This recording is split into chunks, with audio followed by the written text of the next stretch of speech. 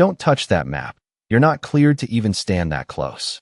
The words cut through the control room like a blade, sharp, public, deliberate, and every screen on the wall pulsed with real-time data, as if the system itself had paused to listen.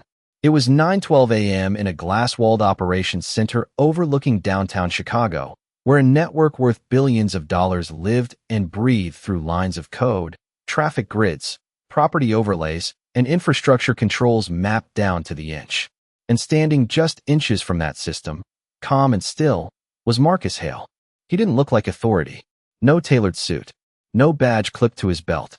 Just a fitted black t-shirt, dark jeans, and sneakers that didn't make a sound on the polished floor. But his stillness carried weight. The kind that didn't ask permission. The kind that didn't explain itself. Before we continue, where are you watching from? Drop your city or country in the comments below. And if you believe in dignity and justice, hit like and subscribe. These stories spark change, and we're glad you're here. Now, back to Marcus Hale.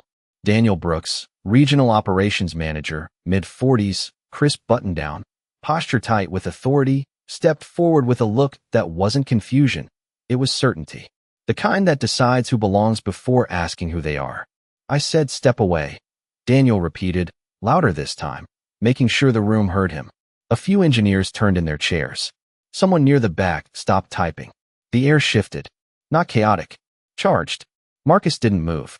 Not immediately. He let the silence stretch just long enough to make it uncomfortable, then turned his head slightly, eyes landing on Daniel with a calm that didn't match the accusation. You're standing in a restricted control zone, Daniel continued, voice flattening into policy. You don't have clearance. That word lingered, clearance. As if access defined worth.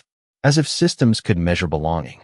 Marcus glanced back at the massive digital map in front of him, a live grid of the city, transport routes, power distribution, commercial assets, all layered in motion. He studied it like someone reviewing their own. Reflection. Who let you in here? Another voice added from the side, quieter but sharper, and a few heads nodded subtly, the assumption spreading faster than facts ever could. Near the far console, a young intern hesitated, fingers hovering over her keyboard. Something about the name she'd glimpsed earlier didn't sit right, but she stayed quiet. Not yet. Daniel stepped closer, closing the distance, his presence now pressing into Marcus's space. This isn't a public tour, he said, tone dipping into something more personal. Step back. Now. Still, Marcus didn't argue, didn't defend. He just exhaled slowly, like someone who had lived this moment before. Not once. Not twice. Enough times to recognize the pattern before it fully formed. At 23, he had been told he didn't fit the culture of a startup he later outperformed. At 31, a banker had questioned the legitimacy of his funding before asking for proof. Different rooms. Same energy. And now, years later, in a building wired with systems he understood better than anyone in it, here it was again. Daniel reached for his radio. Security, I need. You really want to do that? Marcus interrupted, his voice low, steady, not loud enough to dominate the room, but precise enough to stop it. Daniel paused for half a second. Just enough. You don't belong here, he said finally, committing to the narrative. Marcus held his gaze. No anger. No urgency. Just clarity.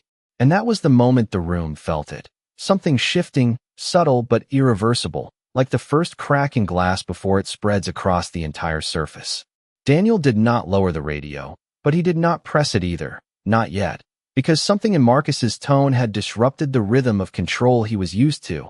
And control was everything in a room like this where decisions traveled faster than traffic signals, and one command could reroute 500,000 people within seconds. You were standing in a restricted zone, Daniel said again. But the repetition lacked the sharp edge it had just moments ago, as if he needed the words more than Marcus did.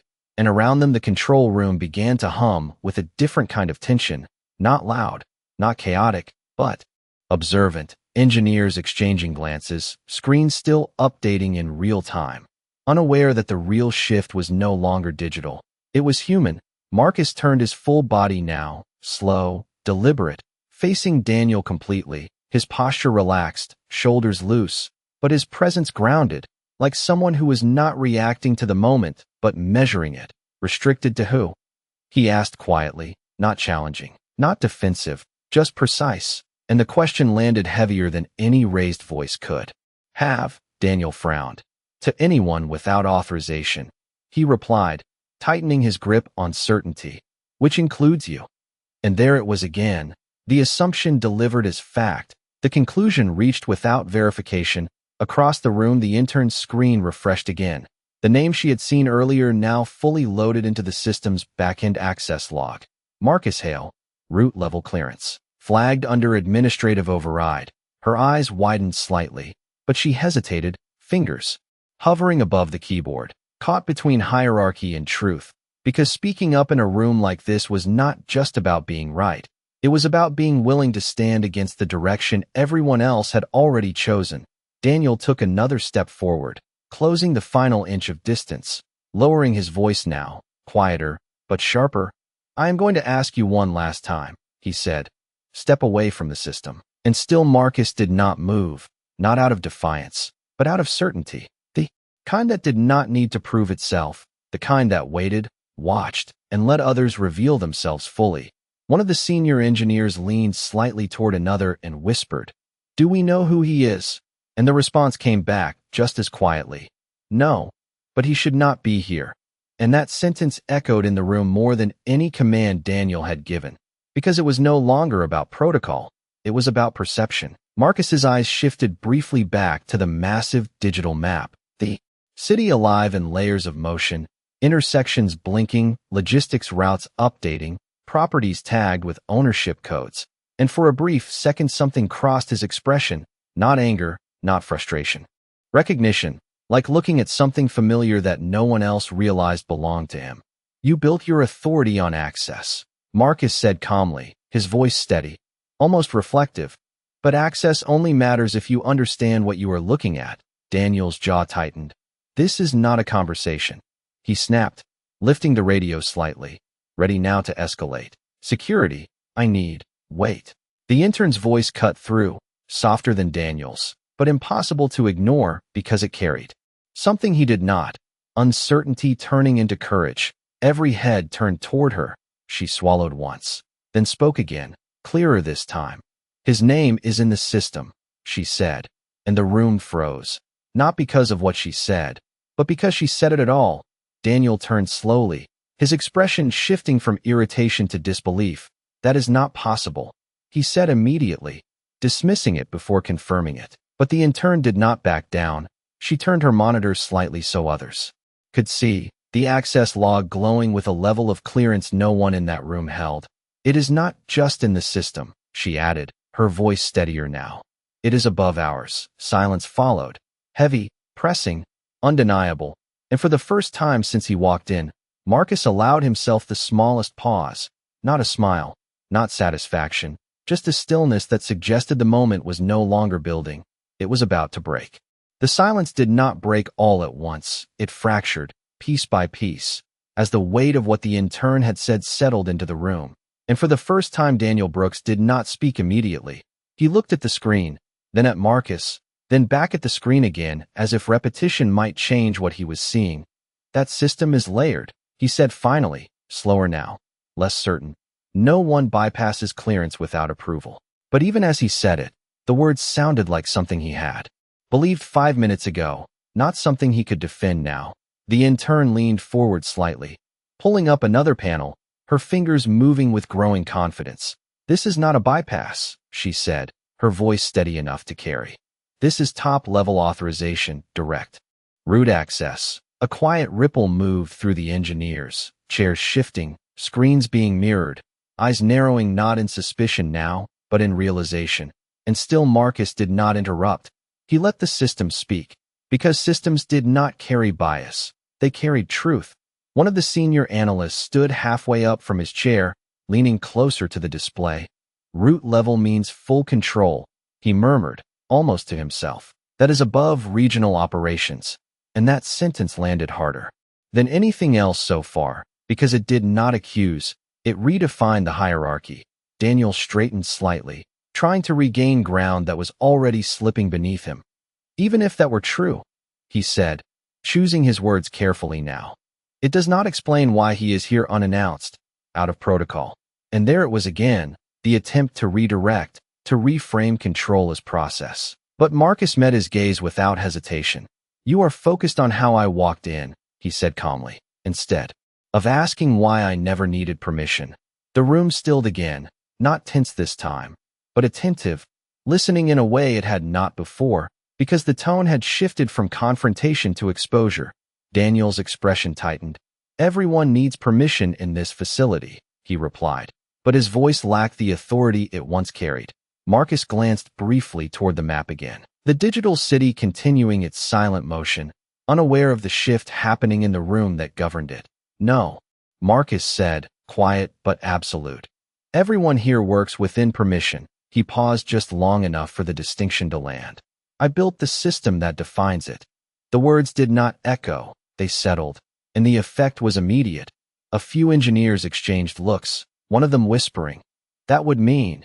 But he did not finish the sentence because the implication was already forming in every mind in the room. Daniel let out a short breath, something between disbelief and resistance. "That is a serious claim," he said, but he did not call security this time. He did not reach for the radio, because now he needed answers more than authority. The intern tapped again on her screen, pulling up archived system credentials, historical logs tied to the original build of the platform. And there it was, a name embedded deep in the foundation of the system. Not recent, not temporary, but original. "It matches," she said quietly, almost in disbelief herself. "The founding architecture records." Another engineer leaned in, confirming, "Primary developer tag." Marcus Hale. The room shifted again, but this time it was not tension. It was recognition, slow and undeniable, like a truth rising to the surface after being ignored too long. Daniel looked at Marcus again, really looked this time, not at his clothes, not at his presence, but at him, trying to reconcile the image he had formed with the reality now unfolding. "If that is true," he said, his voice lower now, stripped of its earlier edge, "then why are you standing here like this?" Marcus held his gaze, unshaken. "Because I needed to see how this room treats someone it does not recognize," he replied, and that sentence did more than answer the question. It revealed the test, the purpose, the moment they were all standing inside without realizing it. A quiet tension returned, but different now, not aimed at Marcus, but at themselves, at what they had said, what they had assumed, what they had enforced without question. Marcus took a single step forward, not toward the system, but toward the center of the room, his presence no longer blending in, no longer mistaken, but undeniable. "You question my access," he said, his voice steady, measured, "before you questioned your assumptions." And no one spoke, because there was nothing left to interrupt, only something left to face. And somewhere in the background, the system continued to run, precise, impartial, recording everything exactly as it happened. No one moved after Marcus finished speaking, not because they were told to stay still, but because the room no longer belonged to the assumptions that had guided it just minutes ago. It belonged to the truth that was now impossible to ignore, and truth has a way of slowing everything down. Daniel Brooks stood there with his shoulders squared, but no longer steady, his authority still visible, but no longer intact, like a title that had lost its foundation. "You said this was a test," he finally said, his voice measured but noticeably lower than before. "What exactly were you testing?" Marcus did not answer immediately. He let the question sit, let the room lean into it, because the answer was not for Daniel alone. It was for everyone who had watched, listened, and stayed silent. "I was testing judgment," Marcus said calmly, his voice carrying without force. "Not the system, not the infrastructure, not the code." He glanced briefly at the glowing map behind him. "Those already work exactly as designed." His eyes returned to the room, steady, direct. "I was testing the people trusted to run it." A quiet shift moved through the engineers again, this time heavier, more personal, because now the spotlight had turned, not toward Marcus, but toward them, toward their decisions, their reactions, their silence. One of the analysts lowered his gaze, another leaned back in his chair, arms crossing, not in defense but in discomfort. Daniel inhaled slowly, as if recalibrating his next move. "You could have identified yourself immediately," he said, trying to reclaim some structure, some logic. This entire situation could have been avoided. Marcus nodded slightly, not in agreement, but in acknowledgement of the point. It could have been avoided, he said. But then I would not have seen what happens when identity is hidden and assumptions are not. That sentence settled deeper than anything else so far, because it removed the last layer of justification. This was not confusion. It was exposure. The intern looked back at her screen, then at Marcus, her expression no longer uncertain but resolved. She had chosen a side, not based on authority, but on truth, and that mattered. You recorded this, she said quietly. More a realization than a question. Marcus gave a small nod. Every interaction in this room is logged, he replied. Just like every movement on that map. Subtle tension returned, not aggressive, but aware, because now every word spoken carried weight beyond the moment. Daniel's posture shifted again, less rigid, more cautious. And what happens now? He asked, and this time it was not a challenge. It was a question, genuine, unguarded. Marcus stepped slightly to the side, allowing the full view of the digital map to fill the space behind him. The city continuing its rhythm, unaffected by the tension that had unfolded in this room. Now, Marcus said, the system does what it was always designed to do. He raised his hand slightly, not dramatically, just enough to draw attention. It reveals. The screens flickered subtly, not failing, not breaking, but updating. Layers of access permissions appearing across the displays, names, roles, levels of authorization, all visible now in a way they had not been before. The engineers leaned forward instinctively, drawn to the shift.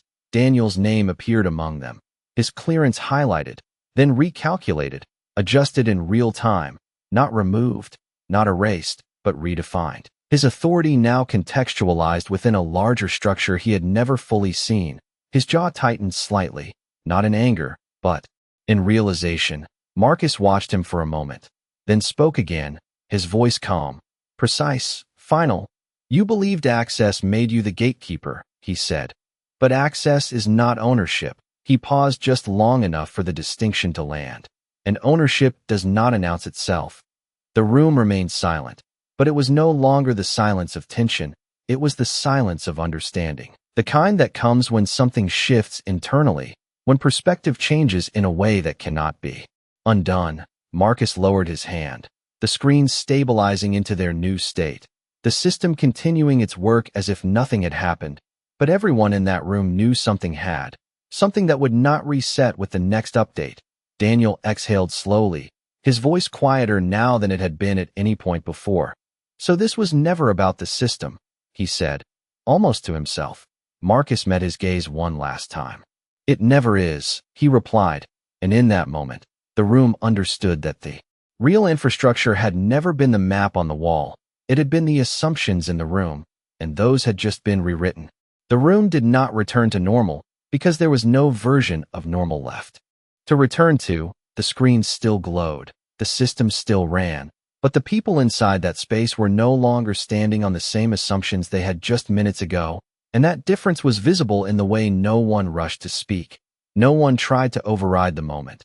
They were watching, recalculating. Daniel Brooks shifted his stance, no longer squared toward Marcus as a threat, but angled slightly, as if trying to understand where he actually stood in a structure he thought he controlled.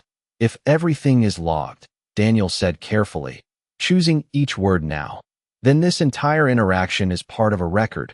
Marcus nodded once, simple, factual. It always is, he replied, and the implication settled immediately, not as fear, but as accountability, the kind that cannot be undone with a report or rewritten with a different version of events. One of the engineers quietly minimized his screen, another straightened in his chair, posture adjusting as if the presence of oversight had suddenly become real, not theoretical. Marcus walked slowly along the edge of the control room, not pacing, not inspecting, but moving with the familiarity of someone who knew every inch without needing to look, his eyes scanning the layout, the systems, the people, absorbing everything without urgency. When this platform was first designed, he said, his voice calm but carrying, it was not built to control people, it was built to support decisions. A few heads lifted, listening more closely now. But support only works when judgment is fair, he continued. and judgment fails the moment bias enters the process. The words were not loud, but they landed with weight, because everyone in that room knew exactly when bias had entered, and it had not come from the system. Daniel exhaled slowly, his voice quieter now, stripped of the sharp edges it once had. "You are saying we failed," he said. Not defensive, not aggressive, just direct. Marcus stopped walking, turning slightly to face him again. "I am saying you revealed what was already there," he replied, and that distinction mattered more than the statement itself, because it meant this was not a single mistake, it was a pattern, one that had simply been brought into view. The intern glanced around the room, noticing the shift in posture, in tone, in awareness, and for the first time, she did not feel small in that space. She felt present, part of something that mattered beyond her title. Marcus looked toward her briefly, acknowledging her earlier decision without calling attention to it, then turned back to the group. "Systems can be upgraded," he said. "Code can be rewritten, access can be adjusted." He paused, letting the list settle. But mindset does not change unless it is challenged. The room remained still, but it was no longer the stillness of uncertainty. It was the stillness of reflection. Daniel nodded slightly, not in agreement, but in recognition. "So what happens next is not just technical," he said, more to himself than to Marcus. Marcus gave a small nod. "It never was," he replied. The digital map behind him continued its seamless flow, unaffected by the human shift unfolding in front of it. Traffic lines updated, power grids balanced, assets tracked, everything working exactly as designed. But now the people responsible for interpreting that system understood something they had not before. That access without awareness was incomplete. That authority without accountability was fragile. Marcus stepped back toward the center of the room, his presence no longer questioned, no longer challenged, but fully recognized. "This system will continue to operate," he said, his voice steady, grounded. "But how you operate within it will determine whether it actually serves what it was built for." No one interrupted, because there was nothing left to interrupt, only something left to carry forward. Daniel looked at the screens one more time, then back at Marcus, his voice quiet, but clear. "We will adjust," he said, not as a promise to Marcus, but as a statement to himself and to everyone listening. Marcus held his gaze for a moment, then gave a slight nod, not approval, not dismissal, just acknowledgement. And as the room slowly returned to motion, keyboards tapping, systems updating, conversations restarting in lower tones, one thing remained unchanged: the understanding that had just been established would not fade with the next shift, because it had not been taught through instruction, it had been revealed through truth. The control room resumed movement, but it was not the same movement as before.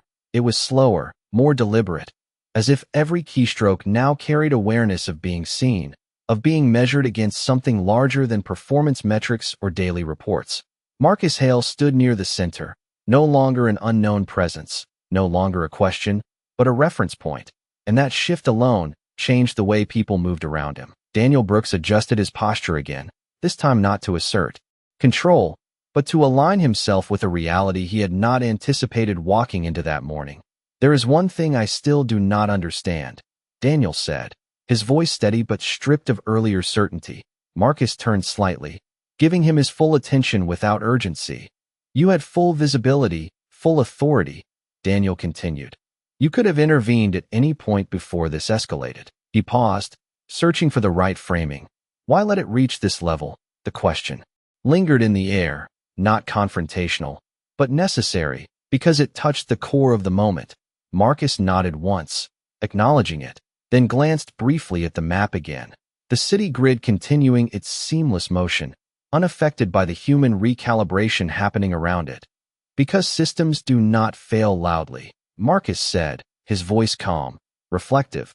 "They fail quietly, through patterns that go unchecked." He shifted his gaze back to Daniel. "If I had stopped this at the first sign of bias, you would have corrected the moment." He paused, letting the distinction settle. "But you would not have recognized the pattern." A few engineers looked up again, that word pattern echoing deeper now, because it implied repetition, history, something beyond a single interaction. Daniel absorbed it slowly, his expression tightening not with resistance, but with recognition. So you needed to see how far it would go, he said, almost completing the thought himself. Marcus gave a slight nod. Not how far it would go, he corrected gently, but how quickly it would happen. That landed harder, because speed revealed instinct, and instinct revealed truth. The intern glanced at her screen again, reviewing the log timeline, the sequence of events unfolding in seconds, assumptions forming before verification, actions taken before questions asked, and she understood now why Marcus had remained silent, why he had allowed the moment to build, not out of passivity, but precision. Daniel exhaled slowly, looking around the room, seeing not just his team, but their reactions replaying in his mind. The tone, the language, the immediate conclusions. We did not ask who you were, he said quietly, more to himself than to Marcus. Marcus did not respond right away. He let the statement stand, because it was the beginning of something more important than any explanation he could give. Finally he spoke. You did not need to ask who I was, he said. You needed to question why you assumed I was not supposed to be here. The room went still again, not out of tension, but out of clarity, because that question did not point outward, it pointed inward, and that is always harder to face. One of the senior engineers leaned back, shaking his head slightly, not in disagreement, but in realization. We rely on signals, he said, thinking out loud. Badges, attire, behavior. Marcus nodded. Signals are useful, he said, until they replace thinking. Daniel looked back at Marcus, his voice quieter now than it had been at any point in the morning. And what replaces thinking? Marcus answered without hesitation. Bias. The words settled into the room with a finality that did not require repetition, because everyone had already seen it play out, not in theory, but in action. Marcus took a slow step forward, his presence steady, grounded. This platform tracks movement across an entire city, he said, gesturing subtly toward the map. It identifies patterns, predicts behavior, optimizes decisions. He paused, letting the scale of it sit in the room. But none of that matters if the people interpreting it cannot recognize their own patterns. Daniel lowered his gaze for a moment, then lifted it again, not avoiding, not deflecting, but facing. So this was never about access, he said. Marcus gave a slight nod. Access was just the trigger, he replied. What followed was the system revealing the people. And in that moment, the distinction became undeniable. The technology had not been tested, the people had, and the results were now part of a record that could not be rewritten, only learned from. And as the control room continued its quiet return to motion, one truth remained anchored in every mind present, that what had just happened would not be measured in system performance, but in something far more difficult to quantify, the willingness to confront what had been revealed. The realization did not explode. It settled, heavy and unavoidable, and the control room continued to function with quiet precision while something deeper shifted beneath it. Marcus Hale stood without urgency, his presence no longer questioned, but now understood as something far more significant than anyone had initially assumed. Daniel Brooks remained where he was, but the distance between who he thought he was in that room and who he actually was had just become visible, and that kind of clarity does not come with noise, it comes with stillness. There is something else, Daniel said after a long pause, his voice measured, no longer driven by authority, but by reflection. Marcus turned his head slightly, giving him space to continue. If this is about patterns, Daniel said, choosing his words carefully, then what we just saw is not isolated. He did not phrase it as a question because he already knew the answer.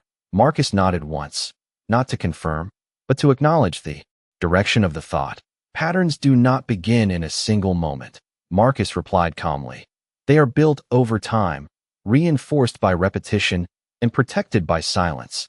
The room absorbed that, not defensively, but slowly, like something being processed at a deeper level than surface reaction. One of the engineers shifted in his chair, glancing briefly at another colleague, not to speak, but to share the weight of what had just been said. The intern looked down at her screen again, but she was no longer searching for data. She was thinking, connecting what had just happened to moments she had noticed before, but never questioned out loud. Marcus took a slow step forward, not toward anyone in particular, but toward the space itself, as if addressing the entire room equally. You operate one of the most advanced systems in this city, he said, his voice steady, grounded. It predicts congestion, allocates resources, prevents failures before they happen. He paused briefly, letting the scale of that responsibility settle again. But none of that matters if the people making decisions inside this room cannot recognize when they are the variable. Daniel's expression shifted, not in resistance, but in recognition, the kind that comes when responsibility becomes personal, not procedural. So what happens now is not just an adjustment, Daniel said quietly, more to himself than to Marcus. It is a correction. Marcus met his gaze, and for the first time there was the slightest trace of something softer in his expression, not approval, not satisfaction, but acknowledgement. Correction only matters if it is sustained, Marcus replied. Otherwise it becomes another temporary response. The words were not harsh, but they carried a clarity that did not leave room for interpretation. The room remained still again, but it was a different kind of stillness now, one that carried intention rather than uncertainty. One of the senior analysts straightened in his seat, opening a new panel on his screen, reviewing access logs. With a focus that had not been there earlier, another engineer adjusted his posture, glancing at the intern's monitor, not dismissing her input, but considering it. And that shift, subtle as it was, marked the beginning of something real. Marcus watched it happen without comment, because change does not need to be announced when it is visible. Daniel exhaled slowly, looking around the room, seeing not just his team, but their behavior, their reactions, their habits. We have been relying on assumptions, he said finally, his voice steady, no longer avoiding the truth. Marcus gave a slight nod. Assumptions are efficient, he said, until they are wrong. And that sentence landed with precision. Because efficiency had always been the goal in a room like this, speed, accuracy, response time. But now they understood that speed without awareness could lead to something far more costly than delay. Marcus shifted his stance slightly, grounding himself in the center of the space once more. This system will continue to evolve, he said, but the people inside it have to evolve faster. Daniel looked back at him, no longer as someone to challenge, but as someone to learn from. And that shift completed what the system itself could not do. It changed the dynamic of the room. Understood, Daniel said, simple, direct, without defense. And in that moment the control room did not just return to operation, it moved forward, carrying with it a new awareness that would shape every decision that followed, because the map on the wall had not changed, but the people reading it had, and that difference would define everything that came next. The room did not feel tense anymore, but it did not feel comfortable either. It felt aware, like every person inside it had been quietly pulled into a moment they could not step out of unchanged. Marcus Hale stood near the center, not as an observer now, but as a presence that had already reshaped the space without raising his voice, without forcing a single command. And that alone carried more authority than anything that had happened earlier. Daniel Brooks remained still for a moment longer, before finally stepping forward, not closing distance in control this time, but in acknowledgement. There is something I need to understand, he said, his tone measured, no trace of the earlier edge. Marcus turned slightly, giving him the same calm attention he had given every word so far. Daniel continued, you said this system reflects patterns, not just data. He paused briefly, choosing clarity over defense. How long have you been watching this one? The question landed differently than the others, because it did not challenge Marcus. It revealed Daniel's willingness to confront what had already been exposed. Marcus did not answer immediately. His gaze moved briefly across the room, taking in the engineers, the intern, the screens, the environment that had just revealed more than it intended, long enough to know it was not new. He said finally, his voice steady, quiet, but absolute. And that answer settled deeper than any timeline could have, because it confirmed what no one wanted to say out loud. This was not an isolated moment. It was a repeated one, just never observed this clearly before.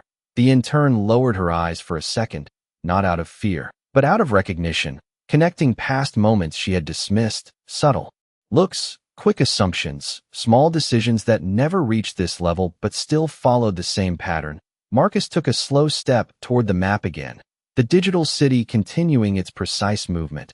Millions of decisions calculated every second, each one based on data, not perception. When I built this system, he said, his voice shifting slightly, not louder, but deeper, as if pulling something from memory. I was not thinking about moments like this. The room listened closely now, because this was no longer just about what had happened. It was about why it mattered. I was thinking about efficiency, scale, accuracy, he continued. How to move a city without friction. He paused, eyes still on the map. But what I learned over time is that systems only solve the problems they are designed to see. He turned back toward them. And people are much harder to measure. The words carried a different weight now, not corrective, but reflective, as if he was sharing something. Learn the hard way. Daniel nodded slightly, absorbing it. So this system was never designed to catch bias, he said. Marcus gave a small, knowing nod. No system is, he replied. Because bias does not show up in data first. He paused just long enough. It shows up in decisions. The room fell into that quiet again, not because they had nothing to say, but because what had been said left no easy response. One of the engineers leaned back, exhaling slowly. Then we have been missing something critical, he said, more to himself than anyone else. Marcus did not correct him, because the realization mattered more than the confirmation. Daniel looked at the screens again, then back at Marcus, his voice steady but lower than before. And today you decided to make it visible. Marcus met his gaze. Today I decided to stop ignoring it, he said. And that difference, subtle but powerful, shifted the meaning of everything that had just happened, because it was not just a test. It was a decision, a deliberate moment to confront something that had been allowed to continue. Marcus stepped slightly to the side, letting the full map come into view behind him again. The city running exactly as it should, efficient, precise, unaware of the human correction happening in the room that guided it. This system will keep running, he said. But what you do inside it will determine whether it reflects fairness or reinforces bias. Daniel did not respond immediately. He looked around the room, at his team, at the intern, at the screens, and for the first time since the moment began, his perspective was not fixed. It was open. Then this does not end here, he said finally, not as a question, but as a realization. Marcus gave a slight nod. It cannot, he replied, and the room understood that what had just happened was not a conclusion.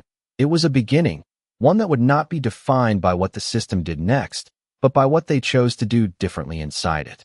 The awareness in the room did not fade.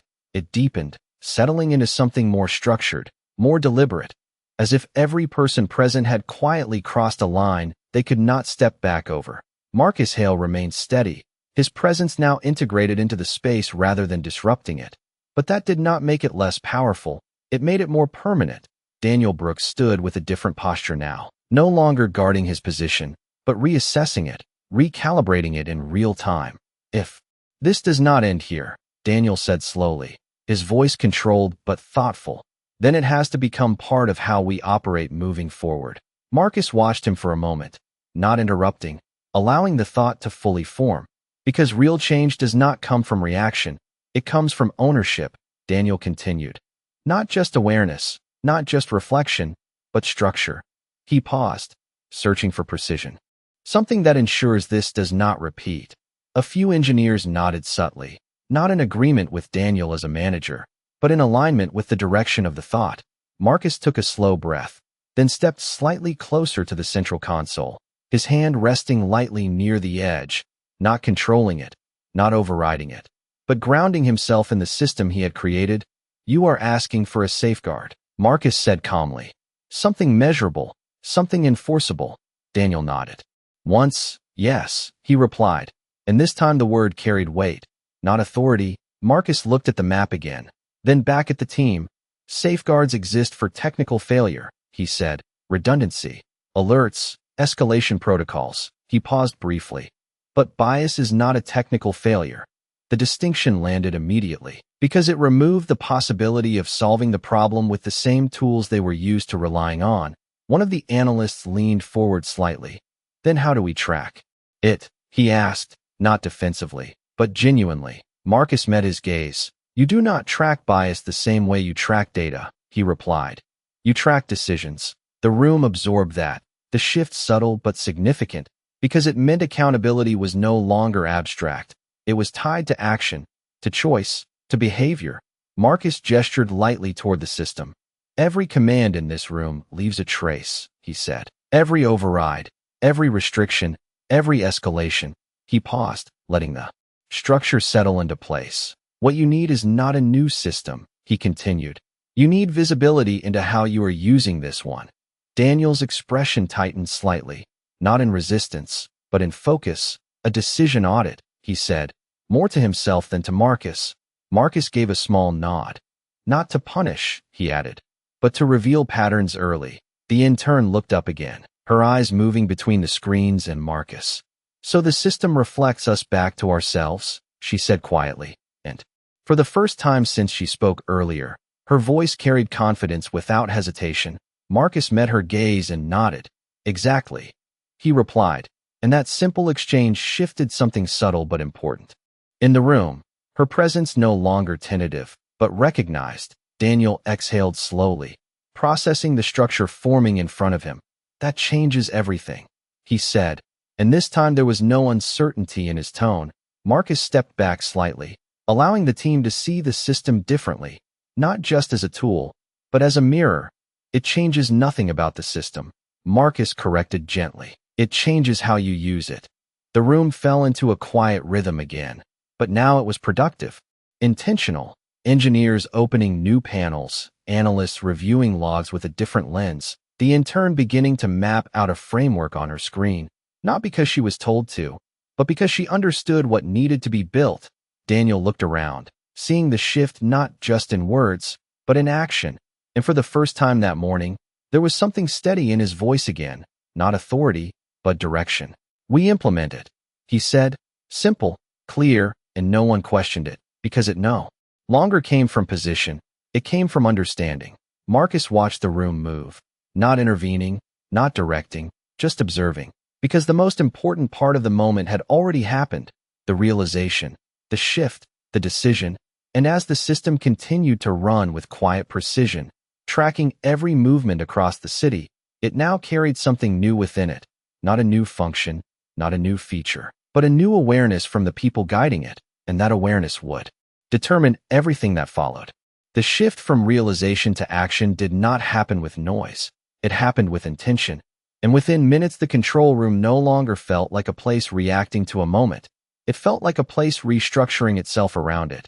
Screens that once displayed only city movement now carried new layers of insight, overlays of decision logs, access trails, patterns that had always existed but were never fully examined. Marcus Hale stood just behind the central console, not directing, not commanding, but present, watching the system evolve not through code, but through people. Daniel Brooks moved with a different rhythm now, no longer asserting, but coordinating, aligning his team around something that had not been part of their process before. Pull the last 30 days of override decisions, he said, his voice steady, focused, and this time no one hesitated. Commands were entered, data surfaced, and what appeared was not a failure of the system, but a reflection of choices, repeated patterns of escalation, restriction, and assumption that followed a similar structure. One of the analysts leaned forward, studying the data closely. There is a pattern here, he said quietly, almost reluctant to say it out loud. Marcus did not respond, because the point was not for him to confirm, it was for them to see. The intern expanded the dataset further, filtering by time, by user, by context, her movements precise, confident, no longer second-guessing her place in the room. It is not random, she added, her voice steady. It is consistent. The word lingered, heavier than any accusation, because consistency meant intention, whether conscious or not. Daniel's jaw tightened slightly, not in defense, but in recognition. Then we document it, he said. Every instance, every decision, every pattern. And this time his words were not about control, they were about accountability. Marcus stepped slightly closer, his presence grounding the moment without overshadowing it. Documentation is the first step, he said calmly, but what matters is what you do with it. Daniel nodded once. We build it into the system, he replied, more certain now. Not just visibility, but response. Marcus met his gaze. Response requires ownership, he said, and that word settled into the room with weight, because ownership could not be delegated. It had to be accepted. The engineers continued working, building the framework in real time, not waiting for approval, not waiting for instruction, because the direction was clear, the need undeniable. Marcus looked at the map again, the city still moving with perfect efficiency, unaware that the people guiding it were no longer operating the same way. This system was always capable of this, Marcus said quietly. It just needed people willing to see. Daniel glanced at the screens, then back at Marcus, his voice steady, grounded. And now we do, he said, and there was no hesitation in it, because the moment had moved beyond realization. It had become commitment. Marcus gave a slight nod, not approving, not validating, but acknowledging the shift, because the system had not changed, the technology had not evolved in that moment, but the people had, and that was the part that mattered. The analysts continued mapping decision trails. The intern began structuring a live audit interface, and Daniel stood at the center of it all, no longer the gatekeeper he believed himself to be, but something more aligned, more aware, more accountable. And as the control room continued its quiet transformation, one truth remained clear. The system had not just revealed a problem, it had forced a response, and that response would define what happened next. The system did not hesitate. It never had, but now the people inside it no longer did either, and that difference became visible in the way decisions were made. Slower where they needed to be, sharper where they mattered. The control room had shifted from reaction to intention, and Marcus Hale watched it unfold without stepping in, because this part was not his to lead, it was theirs to own. Daniel Brooks stood at the center console, reviewing the live audit panel that had just been built. Lines of data streaming in, decisions tagged, overrides flagged, patterns highlighted in real time. And for the first time since the moment began, the room was not just seeing the system, it was seeing itself. Bring up the flagged interactions from this morning, Daniel said, his voice calm but firm, and no one questioned it. The command was entered, and within seconds the screen displayed the exact sequence that had unfolded. Every word, every action, every assumption mapped out with precision, timestamps marking each decision, each escalation, each missed pause where a question could have been asked but was not. The room fell silent again. But this silence was different. It was not uncertainty, it was accountability made visible. One of the analysts leaned forward, studying the timeline. It happened fast, he said quietly, almost surprised. Marcus did not respond, because speed was not the issue, it was what filled that speed. The intern expanded the view, highlighting decision triggers, moments where the system had no input, only human judgment, and those moments stood out clearly now, like gaps in a pattern that had once gone unnoticed. Daniel's eyes followed the sequence carefully, not skipping, not avoiding, absorbing it in full. Every step is there, he said, more to himself than anyone else. Marcus stepped slightly closer, not to interrupt, but to anchor the moment. That is what visibility does, he said calmly. It removes interpretation and replaces it with clarity. Daniel nodded once, slowly, the weight of the moment settling deeper. Then there is no excuse, he said, and this time it was not defensive. It was final. Marcus met his gaze. There was never an excuse, he replied, and that distinction mattered, because it shifted responsibility from circumstance to choice. The engineers continued analyzing the data, not out of obligation, but out of understanding, because what they were seeing was not just a record, it was a reflection. One of them spoke up. We need thresholds, he said, thinking forward now. Points where the system flags decisions before they escalate. Marcus nodded slightly. Awareness before action, he said, reinforcing the direction without taking control of it. Daniel turned back to the console, his posture steady, grounded in something new. Implement it, he said, and the room moved, not with urgency, but with purpose, because this was no longer about fixing a moment. It was about reshaping a process. Marcus stepped back again, allowing the team to move without his presence guiding every step. Because the goal had never been dependence, it had been transformation, and transformation had already begun. The map behind them continued its seamless operation, tracking movement across the city, unchanged in function, but now supported by something different, something more aware, more accountable. And as the system processed millions of data points in real time, the control room processed something far more complex. the realization that power without reflection creates blind spots, and blind spots, left unchecked, become patterns. Daniel glanced once more at the audit screen, then at Marcus, his voice steady. No hesitation. "We will not ignore this again," he said, and Marcus did not respond immediately, because the words were not the point, the actions that followed them were. And as the room continued to evolve in quiet, deliberate motion, one truth remained clear. The system had not just revealed what happened, it had ensured that it would not happen the same way again. The control room did not return to what it had been, because what it had been no longer fit the people standing inside it. And that truth carried forward into every movement, every decision, every quiet exchange that followed.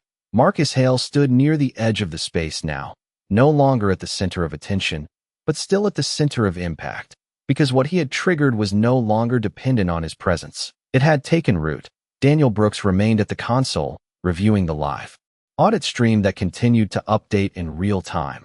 The system now flagging decision points before they escalated, not interrupting, but illuminating, giving space for thought where there had once only been reaction. "The thresholds are active," one of the analysts said, his voice steady, focused. "Any override now requires confirmation and context." Daniel nodded slightly. "Eyes still on the screen. And it logs the reasoning." He added, not asking, but verifying. The analyst confirmed, "Yes. Every action is tied to a decision note." The room absorbed that shift quietly, because it meant something fundamental had changed. No longer could a decision exist without explanation. No longer could assumption move faster than accountability. Marcus watched without stepping in, because this was the moment where the system and the people aligned, not through instruction, but through understanding. The intern adjusted her interface, refining the audit panel, organizing the flow so that patterns would surface early, her movements confident now, not seeking approval, but contributing directly. And Daniel noticed, not with surprise, but with acknowledgement.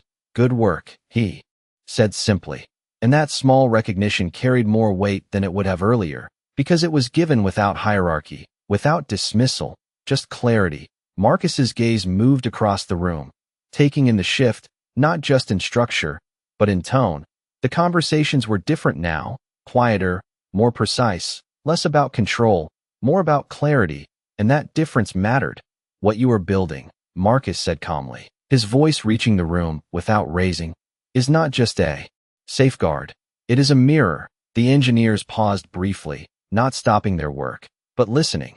"And a mirror does not change what it reflects," he continued.